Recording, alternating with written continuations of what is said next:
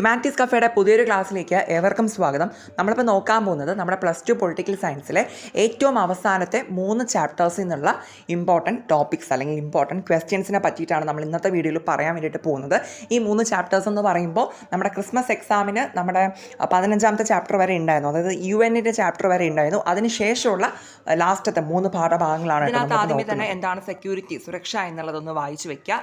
Okay, അതിൻ്റെ definition കാര്യങ്ങളൊന്ന് മനസ്സിലാക്കുക, സെക്യൂരിറ്റി എന്താണെന്നുള്ളത്. ഓക്കെ, ദെൻ അതിനുശേഷം നമ്മൾ നോക്കേണ്ടത് അതാ നോക്കിക്കോളൂ. സെക്യൂരിറ്റിയുടെ ട്രഡീഷണൽ നോഷൻസ് ഉണ്ട് ഇവിടെ ആദ്യം പറയുന്നത്. ട്രഡീഷണൽ നോഷൻസ് ആണ് പറയുന്നത് ആദ്യം. പരമ്പരാഗത സങ്കല്പങ്ങളെ പറ്റിയിട്ടാണ് ആദ്യം പറയുന്നത്. ആ പരമ്പരാഗത സങ്കല്പങ്ങൾ തന്നെ ബാഹ്യമായിട്ടുള്ള കാര്യമാണ് ഇവിടെ പറയുന്നത്. എക്സ്റ്റേണൽ ആയിട്ടുള്ള ട്രഡീഷണൽ നോഷൻസിനെ പറ്റി പറയുന്നുണ്ട്. ഇനി അതുപോലെ തന്നെ അതോടൊപ്പം തന്നെ നെക്സ്റ്റ് ഇതാ നോക്കൂ, ട്രഡീഷണൽ നോഷൻസിൽ തന്നെ ഇൻറ്റേർണൽ ആയിട്ടുള്ള നോഷൻസും പറയുന്നുണ്ട്. പരമ്പരാഗത സങ്കല്പങ്ങൾ തന്നെ ആഭ്യന്തരമായിട്ടുള്ള കാര്യങ്ങളും പറയുന്നുണ്ട്. ഇത് രണ്ടും ഇമ്പോർട്ടൻ്റ് ആണ്, നമുക്കൊരു ഷോർട്ട് എസ്സേക്ക് ചോദിക്കാൻ ചാൻസ് ഉണ്ട്. ട്രഡീഷണൽ നോഷൻസിൽ തന്നെ എക്സ്റ്റേണലും ഇൻറ്റേർണലും കേട്ടോ. അപ്പോൾ രണ്ട് ഒന്ന് വായിച്ച് വച്ചേക്കുക. ഓക്കെ, നമ്മുടെ സുരക്ഷ, സെക്യൂരിറ്റി ആയിട്ട് റിലേറ്റ് ചെയ്തിട്ട്. ഇനി അടുത്ത് അതുപോലെ തന്നെ നമ്മുടെ പരമ്പരാഗത സുരക്ഷയും സഹകരണവും എന്ന് പറഞ്ഞിട്ട് ഒരു സെപ്പറേറ്റ് ടോപ്പിക് കാണാൻ പറ്റുന്നുണ്ട്. Traditional security and co operation എന്താണെന്നുള്ളത്. സോ ഈ ഒരു ടോപ്പിക് ഒന്ന് നോക്കി വയ്ക്കുക. ഒരു 4 മാർക്കിനൊക്കെ ഇടയ്ക്കൊക്കെ ക്വസ്റ്റ്യൻസ് വരാറുണ്ട്. ഈ ഒരു ടോപ്പിക്കും സ്കിപ്പ് ചെയ്യേണ്ട. ഇനി നെക്സ്റ്റ് വരുന്നതാണ് നമ്മുടെ സെക്യൂരിറ്റിയുടെ നോൺ ട്രഡീഷണൽ നോഷൻസ് എന്ന് പറയുന്നത്. നോൺ ട്രഡീഷണൽ നോഷൻസ്, പാരമ്പര്യേതര സങ്കല്പങ്ങൾ. ഓക്കെ, അപ്പോൾ ഇത് വളരെ ഇമ്പോർട്ടൻ്റ് ആണ്. ഇത് നിങ്ങൾ പഠിക്കുക. ഇതുണ്ടല്ലോ, ഇപ്പോൾ നിങ്ങൾക്ക് മനസ്സിലായിട്ടാണ് ഉണ്ടാവും. നമ്മുടെ സുരക്ഷയെ പറ്റിയിട്ടുള്ള ആദ്യം നമ്മൾ പറഞ്ഞു എന്താണ് ട്രഡീഷണൽ നോഷൻസ്. അതിനകത്ത് തന്നെ എക്സ്റ്റേണലും ഇൻറ്റേർണലും പറഞ്ഞു. ഇതാ ഇപ്പോൾ പറയുന്നത് നോൺ ട്രഡീഷണൽ നോഷൻസിനെ പറ്റിയിട്ടാണ്. അപ്പോൾ ഇത് രണ്ടും ട്രഡീഷണൽ നോഷൻസും നോൺ ട്രഡീഷണൽ നോഷൻസും ചേർത്ത് നമുക്ക് ചോദിക്കാം. അല്ലാന്നുണ്ടെങ്കിൽ സെപ്പറേറ്റ് ആയിട്ടും ഇതിലെന്ത് ചെയ്യാം, ചോദിക്കാൻ ചാൻസ് ഉണ്ട്. അപ്പോൾ ഇപ്പോൾ പറഞ്ഞ ഇത്രയും ടോപ്പിക്സും നിങ്ങൾ വായിച്ച് വയ്ക്കുക. ക്വസ്റ്റ്യൻസ് വരുന്നതിനനുസരിച്ച് എന്ത് ചെയ്യുക, ആൻസർ ചെയ്ത്. ഓക്കെ, ഇനി നെക്സ്റ്റ് വരുന്ന ഒരു ടോപ്പിക്ക് ഭയങ്കര ഇമ്പോർട്ടൻ്റ് ആണ്. ഇതെന്തായാലും എല്ലാവരും ഈ ഒരു ചാപ്റ്ററിൽ നിന്ന് പഠിക്കേണ്ട ഒരു ടോപ്പിക്കാണ്. ഭീഷണികളുടെ പുതു ഉറവിടങ്ങൾ എന്ന് പറയുന്നത്. ന്യൂ സോഴ്സസ് ഓഫ് ത്രെറ്റ്സ് എന്നാണ് നമ്മുടെ ടോപ്പിക്കിൻ്റെ പേര്. ഇത് ഈ ഒരു ടോപ്പിക്ക് ക്ലാസ് ആയിട്ട് നമ്മളെ വീഡിയോയിൽ നമ്മുടെ ചാനലിൽ അപ്ലോഡ് ചെയ്തിട്ടുണ്ട് കേട്ടോ. അതുകൊണ്ട് അത്ര ഇമ്പോർട്ടൻ്റ് ആണ്. ഒരു 8 മാർക്കിന് നമുക്ക് ചോദിക്കാം. അല്ലാന്നുണ്ടെങ്കിൽ ഷോർട്ട് എസ്സേ ആയിട്ടാണ് കൂടുതലും ചോദിക്കാറുള്ളത് കേട്ടോ. ഓക്കെ, അപ്പോൾ ഇതിനകത്ത് തന്നെ ഒരുപാട് സബ് ടോപ്പിക്സ് ഒക്കെ വരുന്നുണ്ട്. ന്യൂ സോഴ്സസ് ഓഫ് ത്രെറ്റ്സ് ആരും സ്കിപ്പ് ചെയ്യരുത്, എല്ലാവരും അത് പഠിച്ചിട്ട് പോവുക. ആ സബ് ടോപ്പിക്സുകളും എക്സ്പ്ലനേഷൻസും ഒക്കെ ഞാൻ ആ ഒരു വീഡിയോയിൽ കൃത്യമായിട്ട് പറയുന്നുണ്ട് കേട്ടോ. ഓക്കെ, അപ്പോൾ അത് എല്ലാവരും ആ ഒരു ടോപ്പിക്ക് പഠിച്ചിട്ട് പോകണം. ഇനി അടുത്ത് വരുന്നതാണ് ഏതാണെന്നറിയോ, ഇന്ത്യാസ് സെക്യൂരിറ്റി സ്ട്രാറ്റജി എന്ന് പറഞ്ഞൊരു ടോപ്പിക്കാണ് ഈ ഒരു ചാപ്റ്ററിൻ്റെ അവസാനത്തായിട്ട്. ഇന്ത്യയുടെ സുരക്ഷാ തന്ത്രങ്ങൾ എന്തെല്ലാമാണ്. ഓക്കെ, അപ്പോൾ നമ്മുടെ ഇന്ത്യ എടുത്തിട്ടുള്ള സുരക്ഷാ തന്ത്രങ്ങളെ പറ്റിയിട്ടാണ്. അതുകൊണ്ട് തന്നെ അത് ഇമ്പോർട്ടൻ്റ് ആണ്. ഇത് നമുക്കൊരു 4 മാർക്കോ 5 മാർക്കിന് ഷോർട്ട് എസ്സേ ആയിട്ട് തന്നെയാണ് ചോദിക്കാൻ ചാൻസ് ഉള്ളത് കേട്ടോ. അപ്പോൾ ഈ ഒരു ടോപ്പിക്കും എല്ലാവരും പഠിച്ചിട്ട് പോവുക. നമ്മുടെ ഈ ഒരു ചാപ്റ്ററിൻ്റെ അവസാന ഭാഗത്ത് വരുന്നതാണ് ഇന്ത്യ സെക്യൂരിറ്റി സ്ട്രാറ്റജി എന്ന് പറയുന്നത്. ഓക്കെ, അപ്പം ഇത്രയും കാര്യങ്ങളും എല്ലാവരും നോക്കുക. ഇനി അടുത്ത ഒരു ചാപ്റ്ററാണ് നമ്മുടെ എൻവയോൺമെൻറ്റ് റിലേറ്റ് ചെയ്തിട്ട് വരുന്ന ഒരു ചാപ്റ്ററാണ്. അടുത്ത ചാപ്റ്റർ എടുക്കട്ടെ കേട്ടോ. ഇതാണ് പരിസ്ഥിതിയും പ്രകൃതി വിഭവങ്ങളും, എൻവയോൺമെൻറ്റ് ആൻഡ് നാച്ചുറൽ റിസോഴ്സസ് എന്ന് പറയുന്നതാണ് നെക്സ്റ്റ് ചാപ്റ്റർ. അപ്പോൾ ഈ ഒരു ചാപ്റ്ററിൽ നിന്നുള്ള ഇമ്പോർട്ടൻറ്റ് ക്വസ്റ്റ്യൻസ് കൂടി, ടോപ്പിക്സുകൾ കൂടി, മീൻസ് ഒരിക്കലും സ്കിപ്പ് ചെയ്യാൻ പാടില്ലാത്ത ടോപ്പിക്സ് ഏതൊക്കെയാണെന്നുള്ളത് കൂടി ഈ ഒരു വീഡിയോ തന്നെ പറയാം. ഓക്കെ, ആദ്യം കുറച്ച് എൻവയോൺമെൻറ്റൽ പ്രോബ്ലംസിനെയൊക്കെ പറ്റി പറയുന്നുണ്ട്. ജസ്റ്റ് ഒന്ന് വായിച്ച് വെച്ചോളൂ. പിന്നെ ഭയങ്കര ഇമ്പോർട്ടൻ്റ് ആയിട്ട് അടുത്ത് the protection of global Commons എന്ന് പറഞ്ഞിട്ടൊരു ടോപ്പിക്കുണ്ട്. ആഗോള പൊതുമണ്ഡലങ്ങളുടെ സംരക്ഷണം. അപ്പോൾ ഗ്ലോബൽ കോമൺസിനെ പറ്റിയിട്ട് നമുക്കൊരു അറിവുണ്ടാവണം. അത് ഈ ഒരു ടോപ്പിക്ക് ഇമ്പോർട്ടൻ്റ് ആണ്, പഠിച്ചിട്ട് പോവുക. ഓക്കെ, ഇനി നെക്സ്റ്റ് വരുന്നതാണ് കോമൺ ബട്ട് ഡിഫറൻഷിയേറ്റഡ് റെസ്പോൺസിബിലിറ്റീസ്, പൊതുവായതും വ്യത്യസ്തമായതുമായ ഉത്തരവാദിത്വം. അപ്പോൾ ഇതിനെ പറ്റിയിട്ട് ഒരു ഒരു ബ്രീഫ് നോട്ടോ ഒക്കെ നമുക്ക് എഴുതാൻ വേണ്ടിയിട്ട് ചോദിക്കാറുണ്ട്, ഒരു 4-5 മാർക്കിനൊക്കെ ഷോർട്ട് എസ്സേ ആയിട്ട്. സോ ഇതെല്ലാവരും നിർബന്ധമായിട്ടും പഠിച്ചിട്ട് പോകണം. കോമൺ ബട്ട് ഡിഫറൻഷിയേറ്റഡ് റെസ്പോൺസിബിലിറ്റീസ് എന്ന് വെച്ച് കഴിഞ്ഞാൽ എന്താണെന്നുള്ളത് നമുക്ക് അറിയണം. അത് എല്ലാവരും എന്ത് ചെയ്യുക, ഈ ടോപ്പിക്ക് സ്കിപ്പ് ചെയ്യരുത്, അത് എല്ലാവരും നോക്കിയിട്ട് പോവുക. ഓക്കെ, ദെൻ അടുത്ത് പറയുന്നത് കോമൺ പ്രോപ്പർട്ടി റിസോഴ്സസിനെ പറ്റിയിട്ടാണ്. അപ്പോൾ ഏതൊക്കെയാണ് കോമൺ പ്രോപ്പർട്ടി റിസോഴ്സ്, ഒരു കുഞ്ഞു ടോപ്പിക്കാണ്, എല്ലാവരും അതൊന്ന് വായിച്ചിട്ട് പോകണം. അതും അത്യാവശ്യം നന്നായിട്ട് പഠിച്ചിട്ട് പോകാം കേട്ടോ. ഇനി ഏറ്റവും ഇമ്പോർട്ടൻ്റ് ആയിട്ട് ഈ ഒരു ചാപ്റ്ററിൽ നിന്ന് നമുക്ക് അത്യാവശ്യം നല്ല ചാൻസ് ആയിട്ട് പറയാൻ പറ്റുന്നത് ഏതാണെന്ന് വെച്ചിട്ടുണ്ടെങ്കിൽ India stand on environmental issues എന്ന് പറയുന്ന ഈ ഒരു ക്വസ്റ്റ്യനാണ്. പരിസ്ഥിതി പ്രശ്നങ്ങളിൽ ഇന്ത്യയുടെ നിലപാട്. അപ്പോൾ ഇത് ഇടയ്ക്കിടയ്ക്ക് എന്താക്കാറുണ്ട്, പലപ്പോഴും റിപ്പീറ്റ് ചെയ്ത് ചോദിച്ചിട്ടുണ്ട് ഈ ഒരു ക്വസ്റ്റ്യൻ. അത് ഇന്ത്യ ഈ പറഞ്ഞ എന്താണ് പരിസ്ഥിതി പ്രശ്നങ്ങളിൽ ഇന്ത്യയുടെ നിലപാട്, ഇന്ത്യയുടെ സ്റ്റാൻഡ് എന്താണെന്നുള്ളതാണ്. അപ്പോൾ അത് ഇമ്പോർട്ടൻ്റ് ആണ്. ഓക്കെ, സോ ഈ ഒരു ടോപ്പിക്ക് ആരും സ്കിപ്പ് ചെയ്യരുത്. ഇന്ത്യയുടെ നിലപാട് എന്താണെന്നുള്ളത് നമുക്ക് പലപ്പോഴും ചോദിച്ചിട്ടുണ്ട്.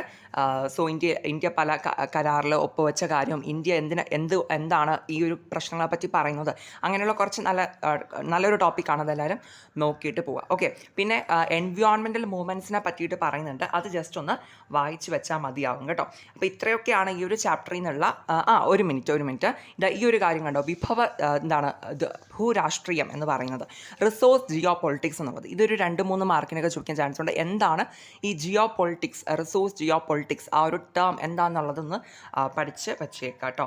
ഓക്കെ, അത് ഇമ്പോർട്ടൻ്റ് ആണ്. പിന്നെ ഈ ഒരു ചാപ്റ്ററിൻ്റെ അവസാനം ഒരു ഇൻഡിജീനിയസ് മൂവ്മെൻറ്റ്സിനെ പറ്റിയിട്ടൊക്കെയാണ് പറയുന്നത്. തദ്ദേശീയ ജനതയും അവരുടെ അവകാശങ്ങളെ പറ്റിയിട്ടൊക്കെ പറയുന്നുണ്ട്. അതൊക്കെ ഈസിയാണ്, ജസ്റ്റ് ഒന്ന് വായിച്ച് വെച്ചാൽ മതിയാകും. ഓക്കെ, പിന്നെ ഈ ഒരു ജലം എന്നൊക്കെ പറയുന്ന ഒരു ടോപ്പിക് ഉണ്ടോ, വാട്ടർ. ഓക്കെ, അപ്പോൾ ഇതിനകത്ത് നിന്നൊക്കെ 1-2 1 വേർഡ്സ് ഒക്കെയാണ് കേട്ടോ വരാറുള്ളത്. അങ്ങനെ ഷോർട്ടസ്റ്റ് ആയിട്ട് ആ രീതിക്കൊന്നും വന്നിട്ടില്ല. അതുകൊണ്ട് തന്നെ അത് ആ രീതിക്കൊന്നും നോക്കിയിട്ട് പോയാൽ മതി. ഏറ്റവും ഇമ്പോർട്ടൻ്റ് ആയിട്ട് ഇവിടെ നമ്മൾ പഠിക്കേണ്ടത് ഇന്ത്യയുടെ സ്റ്റാൻഡ് നമ്മൾ പഠിക്കണം. ഓക്കെ, ഇന്ത്യ ഈ പറയണ എൻവയോൺമെൻറ്റൽ ഇഷ്യൂസിനെ ബേസ് ചെയ്തിട്ട് ഇന്ത്യയുടെ നിലപാട് എന്താണെന്നുള്ളത് നമുക്ക് ഇമ്പോർട്ടൻ്റ് ആണ്. പിന്നെ ഞാൻ പറഞ്ഞില്ലേ, കോമൺ ബട്ട് ഡിഫറൻഷ്യേറ്റഡ് റെസ്പോൺസിബിലിറ്റീസ്, ആ ഒരു ടോപ്പിക്ക്, ഗ്ലോബൽ കോമൺസ് എന്ന് വെച്ച് കഴിഞ്ഞാൽ എന്താണ്, ഇത്രയും കാര്യങ്ങളൊക്കെയാണ് ഇതിൽ നിന്ന് മെയിനായിട്ട് നോക്കി പോവേണ്ടത് കേട്ടോ. അടുത്ത് നമുക്ക് വരുന്നൊരു ചാപ്റ്റർ നമ്മുടെ പൊളിറ്റിക്കൽ സയൻസിൽ, +2 പൊളിറ്റിക്കൽ സയൻസിലെ ലാസ്റ്റ് ചാപ്റ്ററാണ് ആഗോളവൽക്കരണം എന്ന് പറയുന്നത്, ഗ്ലോബലൈസേഷൻ. ഓക്കെ, അപ്പോൾ ഈ ഒരു ഗ്ലോബലൈസേഷൻ വളരെ ഇമ്പോർട്ടൻ്റ് ആയിട്ടുള്ള ഒരു ചാപ്റ്ററാണ്.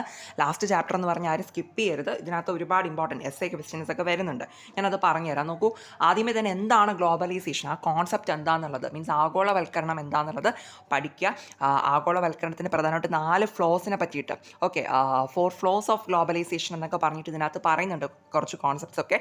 അതെല്ലാം കൃത്യമായിട്ട് തന്നെ ഡെഫിനീഷൻ എന്താണെന്നുള്ളത് പഠിച്ചു വെക്കുക. ഓക്കെ, അത് ഇമ്പോർട്ടൻ്റ് ആയിട്ട് നോക്കി വെക്കുക. പിന്നെ നമുക്ക് വരുന്നത് കോസസ് ഓഫ് ഗ്ലോബലൈസേഷൻ ആണ്. ഓക്കെ, അതായത് നമ്മുടെ ആഗോളവൽക്കരണത്തിൻ്റെ കാരണങ്ങൾ എന്തെല്ലാമാണെന്നുള്ളതാണ് അടുത്ത് വരുന്നൊരു ഇമ്പോർട്ടൻറ്റ് ടോപ്പിക്ക്. ഓക്കെ, അപ്പോൾ എന്തുകൊണ്ടാണ് ഈ ഗ്ലോബലൈസേഷൻ സംഭവിക്കുന്നത്. ഓക്കെ, അപ്പോൾ ഈ ഒരു ടോപ്പിക്ക് എല്ലാവരും നോക്കിയിട്ട് ഒരു ഷോർട്ടസ്റ്റ് ക്വസ്റ്റ്യൻ ആണ് കേട്ടോ.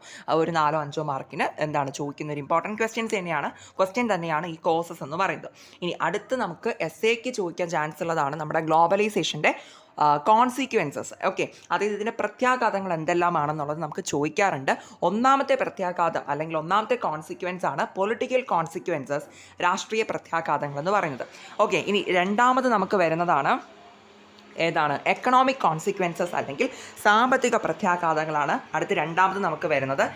മൂന്നാമത്തെ കോൺസിക്വൻസ് ആണ് നമ്മുടെ കൾച്ചറൽ കോൺസിക്വൻസസ് എന്ന് പറയുന്നത്, സാംസ്കാരിക പ്രത്യാഘാതങ്ങൾ. ഓക്കെ, അപ്പോൾ ഒന്നില്ലെങ്കിൽ 8 മാർക്കിന് നമുക്ക് എന്ത് ചെയ്യും, 3 കോൺസിക്വൻസിനെ പറ്റിയിട്ട് എഴുതാൻ ചോദിക്കാം. ഗ്ലോബലൈസേഷൻ്റെ കോൺസിക്വൻസുകളെ പറ്റിയിട്ട് എഴുതാൻ വേണ്ടിയിട്ട് ചോദിക്കാം കേട്ടോ. അപ്പോൾ നമ്മൾ ഏതൊക്കെ എഴുതണം, പൊളിറ്റിക്കൽ കോൺസിക്വൻസ് എഴുതണം, എക്കണോമിക് എഴുതണം, കൾച്ചറലും എഴുതണം. ഓക്കെ, അപ്പോൾ ഇനി അങ്ങനെ ഒരുമിച്ച് ചോദിച്ചില്ല എന്നുണ്ടെങ്കിൽ ഏതെങ്കിലും 1-2 പറ്റിയിട്ട് എഴുതാൻ വേണ്ടിയിട്ട് അങ്ങനെ എസ്സേക്ക് ചോദിക്കാം. ഇനി എസ്സേക്ക് അഥവാ 8 മാർക്കിന് വന്നില്ലെങ്കിൽ ഇതിൽ ഒരുമിച്ചോ അല്ലെങ്കിൽ സെപ്പറേറ്റ് ആയിട്ടോ ഒക്കെ നമുക്ക് ഷോർട്ടസ്റ്റിലും ഈ ഒരു ടോപ്പിക്കിൽ നിന്ന് ക്വസ്റ്റ്യൻസ് എക്സ്പെക്ട് ചെയ്യാം.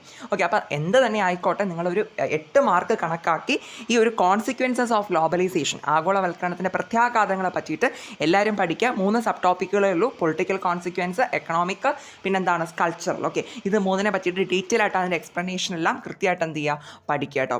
8 മാർക്കിന് കണക്കാക്കി തന്നെ പഠിക്കുക. അപ്പോൾ നമുക്ക് ഏത് രീതിയിൽ ചോദിച്ചാലും നമുക്ക് ആൻസർ ചെയ്യാൻ പറ്റുമല്ലോ. ഓക്കെ, ഇനി ഇതാണ് ഇതിലെ മെയിൻ ആയിട്ടുള്ള നമ്മൾ സ്കിപ്പ് ചെയ്യാൻ പാടില്ല എന്നൊക്കെ പറയാൻ പറ്റുന്ന ടോപ്പിക് കേട്ടോ, ഈ ഒരു കോൺസിക്വൻസ് ആണ്. ഇനി അടുത്ത് നമ്മുടെ ഇന്ത്യയും ആഗോളവൽക്കരണം എന്ന് പറഞ്ഞൊരു ടോപ്പിക്ക് വരുന്നുണ്ട്, ഇന്ത്യ ആൻഡ് ഗ്ലോബലൈസേഷൻ. ഓക്കെ, അപ്പോൾ ഇന്ത്യയുടെ സ്റ്റാൻഡ് എന്താണെന്നുള്ളത് റിലേറ്റ് ചെയ്തിട്ടാണ് പറയുന്നത്. അപ്പോൾ ആ ഒരു ടോപ്പിക്കും ഇമ്പോർട്ടൻ്റ് ആണ്, ഒന്ന് വായിച്ചിട്ട് പോകണം. ഓക്കെ, പിന്നെ ഈ ഗ്ലോബലൈസേഷനെതിരായിട്ട് ഉയർന്നു വന്ന കുറച്ച് റെസിസ്റ്റൻസ് ഉണ്ട്, ആഗോളവൽക്കരണത്തെ ചെറുക്കൽ എന്ന് പറഞ്ഞിട്ട്. ഓക്കെ, അപ്പോൾ ആ റെസിസ്റ്റൻസ് എന്ന് പറയുന്ന ആ ഒരു ടോപ്പിക്കും ജസ്റ്റ് ഒന്ന് വായിക്കുക. ഒരു 4 മാർക്കിനൊക്കെ ചോദിക്കാൻ ചാൻസ് ഉണ്ട്, അല്ലെങ്കിൽ ഇതിനകത്തൊന്ന് 1 വേർഡ്സും വരാറുണ്ട് കേട്ടോ.